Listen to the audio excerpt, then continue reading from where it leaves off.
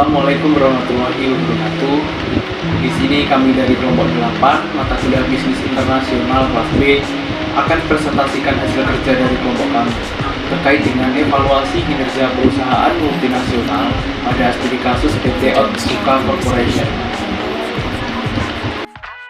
Untuk anggota kelompok kami, yang pertama ada Nurul Hamisah dengan NIM 2003211000026. Kemudian ada saya sendiri, Amin Saputra, dengan NIM 2003211000056. Kemudian ada Aulia Sofi dengan NIM 2103211000076. Kemudian ada Bintang Cahya dengan NIM 2103111000147. Sebelum ke pembagian pembahasan, mari di sini kita berkenalan terlebih dahulu kepada perusahaan Otsuka, yang dimana PT Amerta Indah Otsuka merupakan sebuah perusahaan multinasional yang beroperasi di bidang industri makanan dan juga minuman kesehatan. Pada awalnya, Busaburo Otsuka merupakan putra seorang petani yang mendirikan perusahaan pabrik kimia Tokushima di Tokushima, Jepang pada tahun 1921. Sejarah PT Amerta Indah Otsuka dimulai pada tahun 1997 ketika Otsuka Pharmaceutical memutuskan untuk memperluas bisnisnya ke Indonesia. Pada saat itu, Otsuka Pharmaceutical telah menjadi perusahaan terkemuka di Jepang dalam bidang farmasi dan juga makanan kesehatan.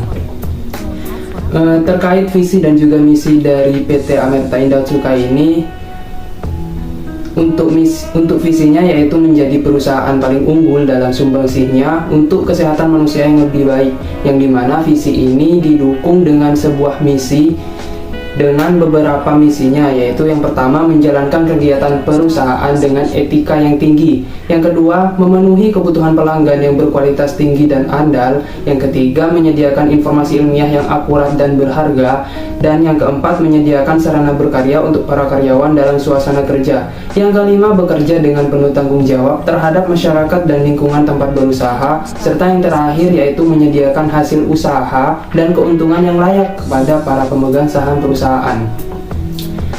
Visi dan misi tersebut semerta-merta untuk satu tujuan, yaitu membantu pemerintah Indonesia untuk meningkatkan pembangunan manusia Indonesia melalui pelaksanaan program-program yang akan membantu pencapaian tujuan pembangunan berkelanjutan atau SDG. Serta terdapat nilai perusahaan yang dimana ini terbagi ke dalam beberapa poin. Yang pertama, nilai keunggulan, yaitu fokus pada kualitas tinggi, inovasi, dan juga prestasi, serta nilai integritas, menjunjung tinggi kejujuran, etika, dan ketaatan terhadap hukum.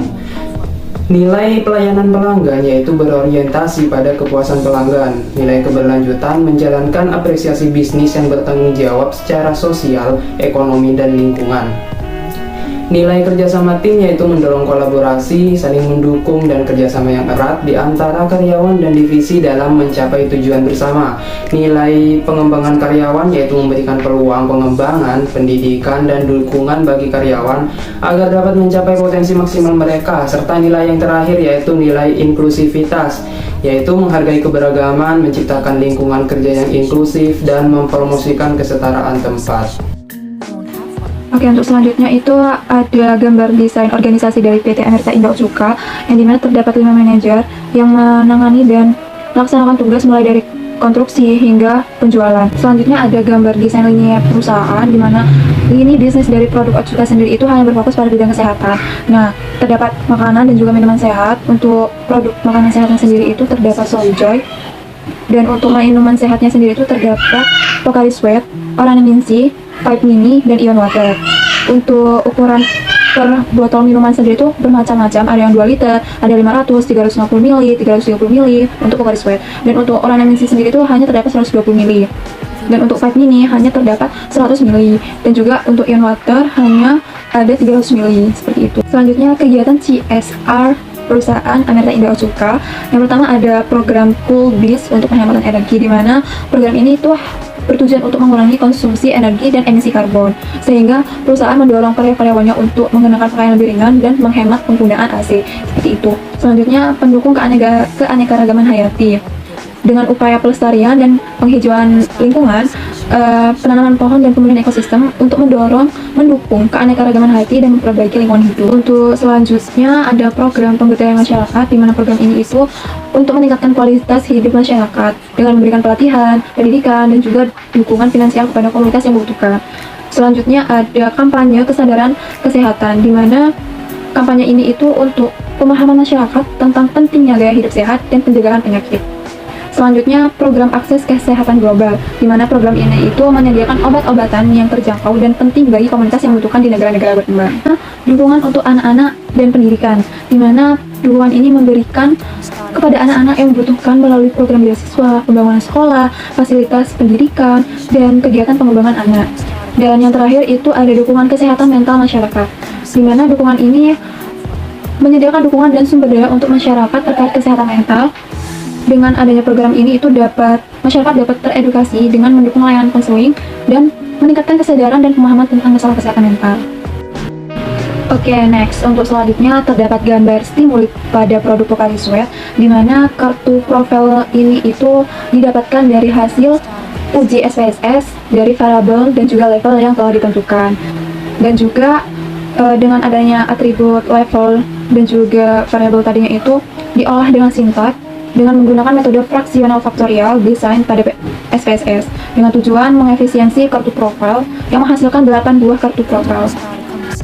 Oke, selanjutnya ada stimuli pada produk Pocari Sweat, di mana kelompok kami itu menggunakan analisis konjoin dengan bantuan SPSS, atribut dan level yang dibuat pada tahap pertama yang diolah pada sintaks di SPSS menggunakan metode fraksional faktorial desain pada SPSS dengan tujuannya itu untuk mengefisiensi kartu profil dengan menghasilkan 8 buah kartu profil seperti itu. Dan selanjutnya akan dibuat kuesioner yang akan disebarkan kepada masyarakat yang telah mengkonsumsi produk Pocari Sweat. Setelah melakukan penyebaran kuesioner dan juga tabulasi data, selanjutnya tabulasi data tersebut itu akan diinput ke SPSS yang menghasilkan hasil rapor pada penelitian konjoin, di mana pada taraf atribut desain produk Pocari Sweat sendiri itu utilitas tertinggi terdapat pada kemasan dengan sebesar 0,118, yang artinya konsumen lebih menyukai Pocari Sweat dengan memiliki desain kemasan menarik dibandingkan dengan kemasan dapat mencerminkan manfaat Pocari. Sedangkan atribut merek sendiri itu memiliki nilai utilitas tertinggi sebesar 0,049, dan untuk utilitas harga produk tertinggi itu yang diinginkan oleh konsumen dengan dapat dijangkau, artinya produk ini bisa dibeli oleh semua kalangan, yang ditunjukkan sebesar 0,076. Sedangkan atribut manfaat dari Pocari Sweat sendiri ini yang diinginkan konsumen itu dapat menghilangkan dehidrasi baik setelah beraktivitas ataupun ditunjukkan dengan nilai sebesar 0,21. Berikutnya ada gambar hasil analisis korelasi dan signifikasi person A dan pendapat, di mana hasil dari SPSS tersebut dengan penyebaran data sebanyak 20 responden, hasil menunjukkan bahwa nilai person A tersebut menghasilkan angka 0,647 dan 0,512, di mana hal tersebut menyatakan bahwa data yang didapat hasil kuesioner tergolong dalam kelompok yang sangat tinggi dan nilai korelasi dari angka kendal tau juga tergolong dalam kelompok yang sangat tinggi. Sedangkan untuk nilai signifikasi hasil data tersebut yang diperoleh dari penyebaran kuesioner menghasilkan angka 0,042 dan 0,039, berada di bawah 0,05, sehingga ditetapkan bahwa sangat signifikan karena berada di bawah nilai maksimal yaitu yang telah ditetapkan 0,05 seperti itu. Dengan hal pembuktian bahwa adanya hubungan yang kuat antara estimasi dengan hasil aktual atau ada predictive actuary yang tinggi pada proses analisis conjoint ini. Nah, selanjutnya ada gambar nilai kepentingan relatif atau relative importance score, di mana atribut ini itu memiliki nilai kepentingan relatif sangat tinggi, artinya produk itu sangat diperhatikan dan diskor oleh responden. Dan sebaliknya, dari gambar tersebut diperoleh important value meritnya itu sebesar 7.546%, dan untuk desain kemasannya sendiri diperoleh 32.731%, dan juga untuk atribut harganya sendiri itu diperoleh 25.417%, dan untuk manfaat diperoleh 24.306%. Dari atribut-atribut yang berada di tabel value important value-nya sendiri itu hanya terdapat value yang paling tinggi, yaitu pada atribut desain kemasan, yang artinya konsumen sangat menyukai apabila desain kemasannya itu menarik ataupun dapat mencerminkan manfaat dari produk Pocari. Dan apabila produk tersebut ketika dilihat dari outer produk sendiri memberikan kesan yang berbeda dan dapat tertarik konsumen dalam membeli produk tersebut, sehingga dalam penelitian ini itu dapat mencerminkan bahwa desain kemasan dari suatu produk dapat menjadi faktor penentu dalam kelayakan dan cita rasa maupun kualitas dari produk itu sendiri. Selanjutnya, perhitungan menggunakan rasio profitabilitas. Pada net profit margin diketahui bahwa nilai NPM dari PT Otsuka pada tahun 2020 sebesar 0,04%, yang artinya dalam setiap 1% penjualan mampu menghasilkan sebesar 0,04 yen pendapatan bersih. Pada tahun 2021 nilai NPM sebesar 0,04%, yang artinya setiap 1% penjualan mampu menghasilkan sebesar 0,04 yen pendapatan bersih.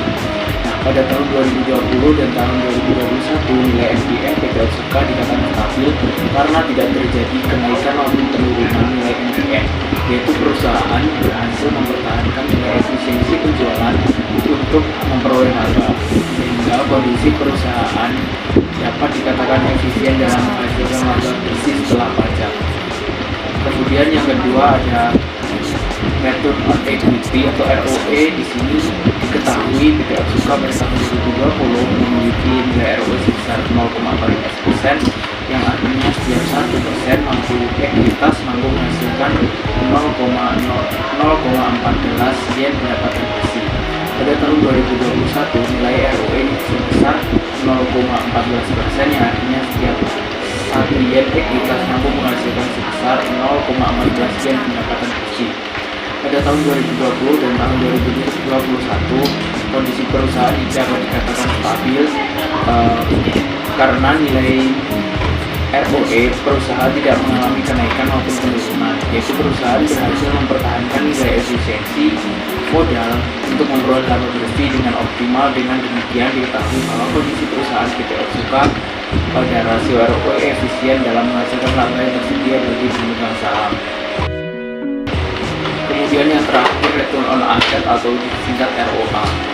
Diketahui bahwa PT Otsuka pada tahun 2020 memiliki nilai ROA sebesar 0,08%, yang artinya tiap 1% aktiva mampu menghasilkan sebesar 0,08 pendapatan bersih. Pada tahun 2021 nilai ROA sebesar 0,08%, yang artinya tiap 1% aktiva mampu menghasilkan sebesar 0,08 pendapatan bersih. Pada tahun 2020 menuju tahun 2021 kondisi perusahaan dapat dikatakan stabil karena nilai ROA tidak mengalami kenaikan maupun penurunan, yaitu perusahaan berhasil mempertahankan nilai efisiensi total aktiva untuk memperoleh laba bersih. Dan dapat diketahui bahwa kondisi perusahaan PT Otsuka pada rasio ROA efisien dalam mengendalikan dan menghasilkan laba bersih. Selanjutnya yaitu rasio likuiditas. Pada rasio likuiditas kami menggunakan 3 rasio untuk mengukur apakah rasio tersebut bersifat positif atau negatif. Yang pertama yaitu current ratio, kemudian quick ratio, dan cash ratio. Yang pertama yaitu current ratio. Dari tabel tersebut diketahui bahwa PT Otsuka mengalami peningkatan sebesar 0,2 dalam kemampuannya untuk memenuhi kewajiban jangka pendek dengan menggunakan aset lancar. Pada tahun 2020 current ratio sebesar 2,2, yang artinya setiap utang 1 yen dijamin oleh aset lancar sebesar 2,2 yen. Sedangkan pada tahun 2021 nilai current ratio 2,4, yang artinya setiap 1 yen utang dijamin oleh aset lancar sebesar 2,4 yen. Pada perhitungan tersebut menunjukkan nilai current ratio meningkat. Kemudian yang kedua, quick ratio. Dari tabel tersebut diketahui bahwa PT Otsuka mengalami peningkatan sebesar 0,1 dalam kemampuannya untuk memenuhi kewajiban jangka pendek dengan menggunakan aset lancar yang paling liquid.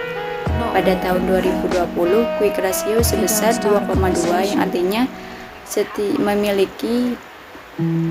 perusahaan memiliki 2,2 yen dalam aset lancar yang dapat segera diubah menjadi kas untuk setiap 1 yen kewajiban jangka pendek yang perlu dilunasi. Kemudian pada tahun 2021 quick ratio meningkat menjadi 2,3, yang artinya perusahaan memiliki 2,3 yen dalam aset lancar yang dapat segera diubah menjadi kas untuk setiap 1 yen kewajiban jangka pendek. Peningkatan quick ratio pada tahun 2020 ke tahun 2021 menunjukkan bahwa perusahaan memiliki lebih banyak aset lancar yang dapat digunakan untuk membayar kewajiban jangka pendek tanpa mengandalkan penjualan persediaan. Yang ketiga yaitu cash ratio atau rasio kas. Pada tabel tersebut diketahui bahwa perusahaan PT Otsuka mengalami peningkatan sebesar 0,2 dalam kemampuannya untuk memenuhi kewajiban jangka pendek hanya dengan menggunakan kas dan setara kas. Pada tahun 2020, cash ratio sebesar 1,1 yang artinya perusahaan memiliki 1,1 yen dalam kas dan setara kas untuk memenuhi setiap 1 yen kewajiban jangka pendek yang harus dilunasi. Pada tahun 2021, cash ratio meningkat menjadi 2,1 yang artinya perusahaan memiliki 1,20 yen dalam kas dan setara kas untuk setiap 1 yen kewajiban jangka pendek. Kemudian yang selanjutnya yaitu rasio solvabilitas. Pada rasio ini kami menggunakan rasio yang pertama debt ratio dan debt to equity ratio. Yang pertama debt ratio. Pada tabel tersebut diketahui bahwa PT Otsuka Corporation pada tahun 2020 sampai 2021 memiliki proporsi utang yang lebih rendah dibandingkan dengan total asetnya. Pada tahun 2020 debt ratio sebesar 0,4 yang artinya perusahaan memiliki 0,40 yen dalam hutang untuk setiap 1 yen total asetnya. Pada tahun 2021 debt ratio menurun menjadi 0,37 yang artinya perusahaan memiliki 0,37 yen dalam hutang setiap 1 yen total asetnya. Penurunan debt ratio pada tahun 2020 ke tahun 2021 menunjukkan bahwa perusahaan Otsuka Corporation mengurangi proporsi hutang dalam struktur keuangan. Hal ini dapat dianggap bahwa perusahaan tersebut berada pada keuangan yang positif. Kemudian kedua debt ratio. Pada debt ratio diketahui bahwa pada tahun 2020 sampai 2021 PT Otsuka Corporation memiliki proporsi hutang yang lebih rendah dibandingkan dengan modal sendiri yang digunakan untuk membiayai aset-asetnya. Pada tahun 2020, debt equity ratio sebesar 0,27 yang artinya perusahaan memiliki 0,70 yen dalam hutang untuk setiap 1 yen modal sendiri yang digunakan. Pada tahun 2021, debt to equity ratio mengalami penurunan menjadi 0,61 yang artinya setiap perusahaan memiliki 0,61 yen dalam hutang untuk setiap 1 yen modal setiap yang digunakan. Kemudian penurunan tersebut menunjukkan bahwa perusahaan PT Otsuka Corporation telah mengurangi ketergantungan pada hutang dalam struktur keuangannya. Jika dilihat dari rasio likuiditas dan solvabilitas diketahui bahwa dalam hal keuangan PT Otsuka berada pada tingkat yang positif. Slide selanjutnya yaitu evaluasi bidang sumber daya manusia atau SDM. Pada karir Otsuka diketahui bahwa PT Otsuka berusaha menciptakan lingkungan di mana setiap orang atau setiap karyawan tanpa memandang usia, jenis kelamin, ras, agama, dan kewarganegaraan untuk dapat memperoleh kesempatan yang sama dan mengembangkan potensi yang mereka miliki. Kemudian jika dilihat dari 3 testimoni dari pegawai Otsuka, yang pertama dari Devi Sarasati yang mengatakan bahwa Otsuka merupakan tempat yang tepat untuk berkembang dan berinovasi tanpa batas, menuju tak terbatas dan melampauinya. Kemudian yang kedua, Lia Hoirunisa yang mengatakan bahwa Otsuka merupakan tempat untuk belajar dan berkembang. Mereka menganggap bahwa di Otsuka diberi kesempatan untuk mengembangkan diri dalam karirnya. Kemudian yang terakhir yaitu menurut Wahani yang mengatakan bahwa Otsuka memiliki open culture dan friendly environment dan work-life balance yang bagus. Dari ketiganya tersebut dapat disimpulkan bahwa karir yang ingin dicapai Otsuka melalui kawannya sudah masuk dalam kategori baik dan tercapai. Ketiga karyawan tersebut berpendapat baik terhadap perusahaan Otsuka dan hal ini juga sesuai dengan pernyataan di karir Otsuka yang dimana ingin menciptakan lingkungan kerja yang balance tanpa memandang bulu para karyawannya. Oke, setelah berpanjang lebar di pembahasan, mari kita ke bagian terakhir, yaitu kesimpulan. PT Amirta Indah Otsuka adalah sebuah perusahaan multinasional yang beroperasi di bidang industri makanan dan juga minuman kesehatan yang didirikan pada tahun 1921. Perusahaan ini merupakan bagian dari Otsuka Holding yang berkantor pusat di Tokyo. Berdasarkan hasil evaluasi pemasaran menggunakan analisis conjoint dari pengolahan data dengan bantuan SPSS terhadap 20 responden menggunakan pembobotan utilities, analisis korelasi signifikansi persen R dan kendal dan nilai kepentingan relatif, dapat disimpulkan bahwa terdapat hubungan yang kuat antara estimasi dengan hasil aktual yang dapat digambarkan preferensi konsumen terhadap atribut Pocari Sweat, serta membuktikan bahwa desain kemasan dari produk Pocari Sweat dapat menjadi faktor penentu dalam kelayakan dan cita rasa maupun kualitas dari produk. Berdasarkan hasil analisis keuangan menggunakan rasio profitabilitas, solvabilitas, dan juga likuiditas menunjukkan hasil yang efisien dan juga liquid. Hal tersebut dibuktikan dengan nilai rasio profitabilitas yang dalam kondisi stabil dan membuktikan bahwa perusahaan efisien dalam mengendalikan laba bersihnya. Rasio likuiditas menunjukkan hasil yang liquid yang dibuktikan dengan adanya kenaikan yang menunjukkan bahwa perusahaan memiliki kemampuan dalam membayar hutang lancar. Rasio solvabilitas menunjukkan bahwa perusahaan menggunakan lebih banyak modal sendiri atau ekuitas dalam pembiayaan aset-asetnya. Perusahaan memiliki risiko keuangan yang lebih rendah dan lebih banyak fleksibilitas dalam mengelola kewajiban keuangan. Berdasarkan evaluasi sumber daya manusia dengan 3 sampel karyawan PT Otsuka, terbukti bahwa karir yang ingin dicapai Otsuka melalui karyawannya sudah masuk ke dalam kategori baik dan tercapai.